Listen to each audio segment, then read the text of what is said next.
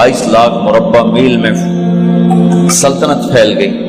और हजरत उमर का वही दस्तूर अल्लाह के नबी के ज़माने वाला, महीने में एक दिन गोश्त खाना है, छने हुए आटे की रोटी नहीं खानी है और सख्त लिबास पहनना है। तो सहाबा आपस में जमा हुए कि अब हजरत उमर को अपना रवैया बदलना चाहिए, कोई खादिम हो, कोई गुलाम हो, कोई लिबास अच्छा हो, खाना अच्छा हो। आपस में बात, अच्छा भी कौन बात करे? हज़रत अली ने फरमाया कोई नहीं मानेंगे। कहा नहीं हम बात करते हैं। अच्छा कौन बात करे?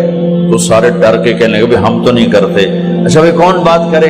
चलो हजरत आयशा से कहते हैं, हजरत हफ्सा से कहते हैं वो बात करें, चूंकि वो अल्लाह के नबी की बेगमात हैं तो उनका जरूर वो ख्याल भी करेंगे, प्रोटोकॉल भी देंगे।